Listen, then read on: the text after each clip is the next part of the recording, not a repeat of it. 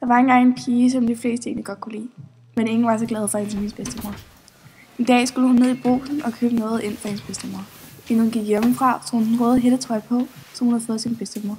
Og hendes mor sagde til hende, inden hun gik: Gå nu den lige vej gennem skoven, okay? Og pas på skumle mennesker, og jeg ved ikke hvad, okay? Ja. Og så gik hun gennem skoven ned mod Brugsen. Inden mellem træerne gik der en skummel type rundt og kiggede på hende.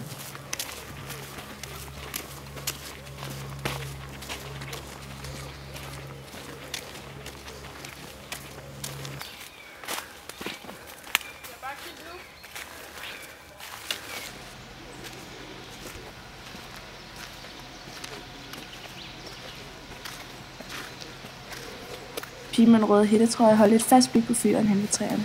Hun kiggede til den ene side et kort øjeblik, og da hun kiggede tilbage mod træerne, var fyren væk.